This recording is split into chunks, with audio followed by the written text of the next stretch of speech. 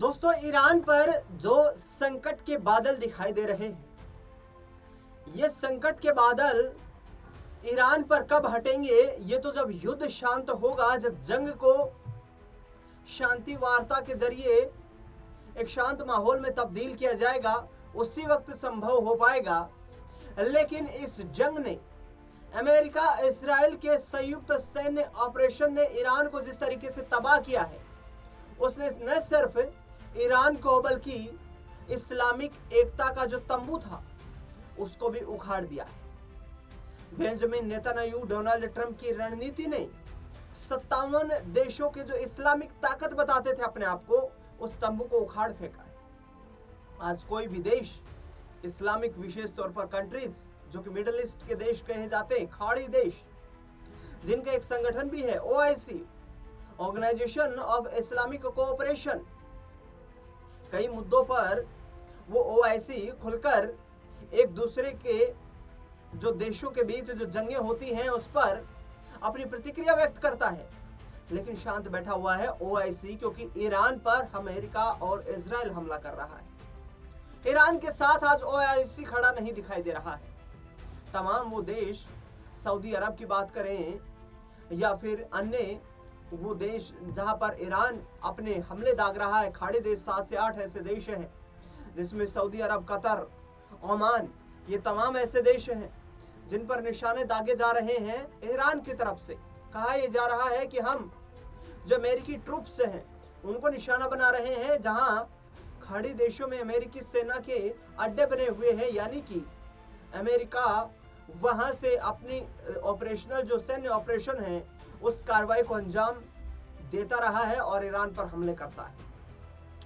दरअसल बता दें आपको कि सिर्फ ईरान अकेला ऐसा देश है जो इस OIC कॉरपोरेशन में ईरान, अमेरिका और इजराइल के खिलाफ लड़ रहा है। जबकि देखा जाए तो यहाँ पर तमाम जो देश हैं वो ट्रंपम शरणम गच्छामी, नेतन्याहू शरणम गच्छामी, यानी कि सब उसकी शरण में बैठे हुए हैं, अमेरिका की शरण में बैठे हुए हैं, इजराइल को लेकर के चुप्पी साधे हुए हैं। यानी कि तमाम जो देश हैं वो ट्रंपम शरणम गच्छामी, नेतन्याहू शरणम गच्छामी, यानी कि किसी भी तरीके से इन दोनों देशों के खिलाफ खुलकर OIC के सदस्य देश नहीं बोलना चाहते हैं।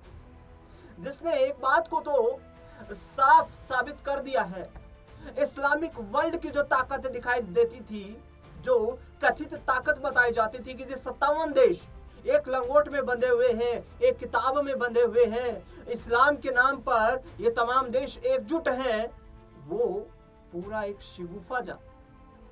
और वो शिगुफा जो था, वो शिगुफा अब खिंड खिंड होता हुआ नजर आया है।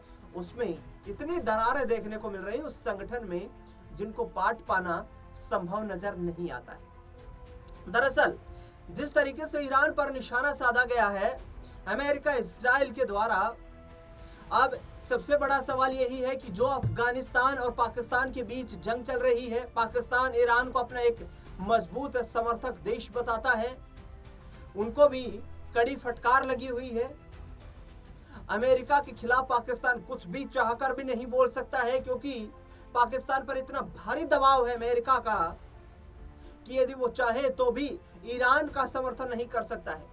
हालांकि कई बार पाकिस्तान के जो हुक्मरान हैं वो इजराइल को लेकर के बड़बड़ाते हुए नजर आए हैं। तमाम जो हुक्मरान हैं वो ईरान को लेकर के और इजराइल ने जिस तरीके से कार्रवाई की है उनको लेकर के बड़बड़ाते हुए नजर आए हैं। लेकिन इस जंग में अमेरिका की इन्वॉल्वमेंट है, अमेरिका इजराइल को समर्थन कर रहा है, और जिसके चलते तमाम OIC के सदस्य देश चुप्पी साधे हुए हैं, किसी की बोलने तक की हिम्मत नहीं हो रही। लेकिन यदि किसी दूसरे परिप्रेक्ष्य में यहां पर देखा जाए, यानी कि मैं अपने देश भारत की ही बात करूं, तो भारत के आंतरिक मामलों में इन OIC के सदस्य देशों का काफी इंटरेस्ट रहता है। भारत में किसके अधिकारों का हनन हो रहा है, भारत में किस समुदाय पर निशाना साधा जा रहा है, भारत में किस तरीके से मुसलमानों की स्थिति है, इन मामलों पर इन जो इस्लामिक वर्ल्ड बताते हैं अपने आप को, ये एक लंगोट में बंधे हुए, एक किताब में बंधे हुए जो सदस्य देश हैं, इस्लामिक कंट्रीज, ये काफी दकियानूसी तक करते हुए नजर आते हैं। काफी हलचल देखने को मिलती है इन देशों में। एक उदाहरण आपके सामने पेश करूं मैं, जब भारत के सर्वोच्च न्यायालय यानी कि सुप्रीम कोर्ट के आदेश अनुसार यह कहा गया कि अयोध्या में जो बाबरी मस्जिद का ढांचा है वो श्री राम जन्मभूमि है, यानी कि सुप्रीम कोर्ट का यह आदेश था कि उस अयोध्या के विवादित ढांचे की जगह भगवान श्री राम का मंदिर निर्माण किया जाना चाहिए। वो भगवान श्री राम का जो ट्रस्ट था, उसकी जमीन थी, वहां पर रामलला का भव्य मंदिर भी बना।